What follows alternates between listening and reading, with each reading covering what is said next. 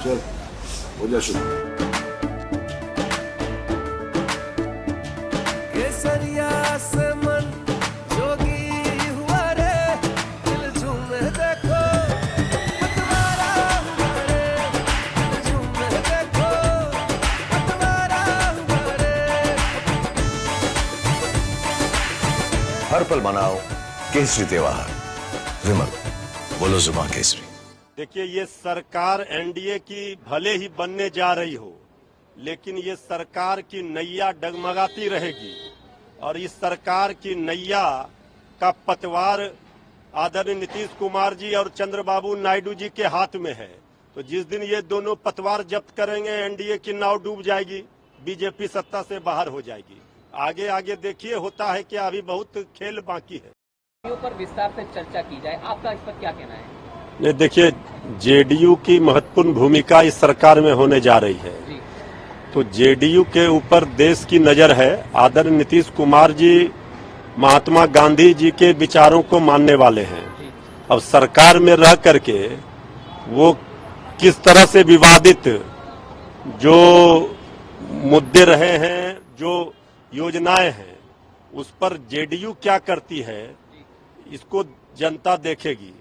तो अग्निवीर योजना हो, चाहे जातीय जनगणना का मामला हो, बिहार को विशेष राज्य का दर्जा हो, ये सारी चीजें जेडीयू को करानी चाहिए। अग्निवीर योजना को वापस कराना चाहिए, नहीं तो फिर देश का नौजवान माफ नहीं करेगा। और बिहार की जनता देख रही है आदरणीय नीतीश कुमार जी की ओर कि बिहार को क्या मिलेगा, बिहार की जनता को क्या फायदा होगा। तो श्री तेजस्वी यादव जी ने तो स्पष्ट रूप से कहा है, आप सरकार में हैं, शामिल हैं, तो फिर आपके ऊपर जनता की निगाहें हैं और इस बार जनता देख रही है कि बिहार को क्या मिलता है, क्योंकि बिहार के हाथ में ही केंद्र की सत्ता का रिमोट होगा और आदरणीय नीतीश कुमार जी किंग मेकर के रूप में है।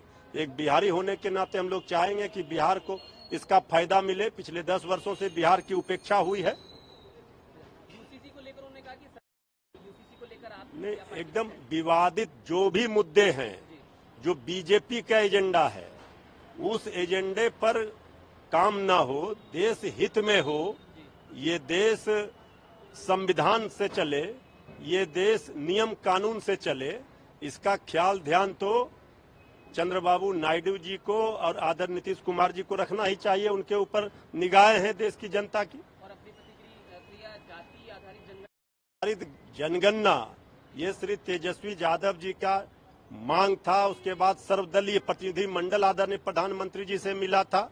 आदरणीय नीतीश कुमार जी राजी हुए, जातीय जनगणना बिहार में सर्वे कार्य कराया गया।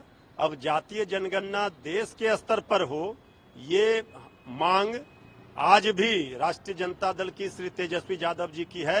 आदरणीय नीतीश कुमार जी को इसे कराना चाहिए, इस मांग को पूरा करवाना चाहिए। थोड़ा यूपी की राजनीति की तरफ से कि जनता के साथ वहाँ पर अन्याय हो रहा था, जमीनें छीन ली गई, मुकदमे दर्ज कराए गए, कई तरह की चीजें उन्होंने कही और ये सब कुछ एक पवित्र मंदिर के लिए हुआ। क्या देखिए, ये तो यूपी में बुलडोजर सरकार, लोग कहते थे कि बुलडोजर चलाया जा रहा है, तो जनता ने इस बार बुलडोजर चला दिया बीजेपी के सरकार पर ही।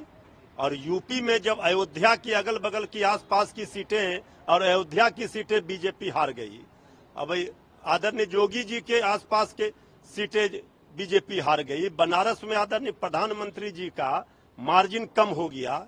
ये बहुत बड़ा संदेश दे रहा है कि आखिर जिस भगवान राम के नाम पर बीजेपी ने वोट मांगा और जय श्री राम और राम राज लाने की बात की, इसका मतलब जनता वहां दुखी हुई। तो जनता को दुख हुआ और जनता ने, ये लोकतंत्र में जनता मालिक है, जनता की अदालत में तो काम करना पड़ेगा।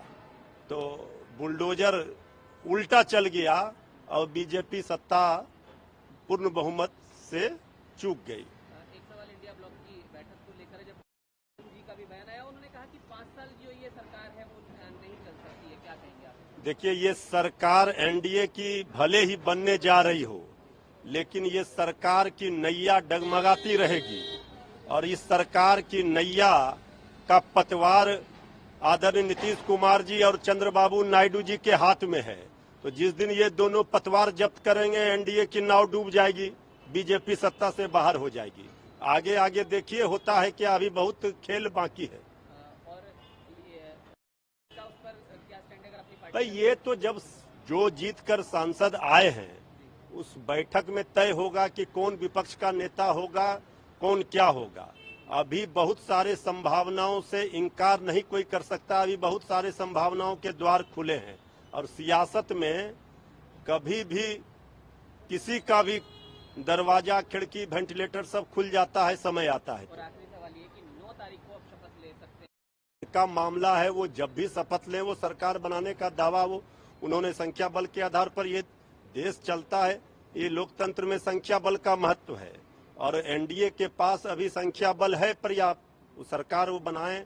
अब शपथ ग्रहण कब होगा ये उनका मामला है, लेकिन हम इंतजार कर रहे हैं कि इंडिया गठबंधन के लोग अपने तरफ से प्रयास कर रहे हैं कि देश ने बदलाव के लिए वोट किया है। अभी शपथ ग्रहण के पहले तक बहुत कुछ खेल हो सकता है।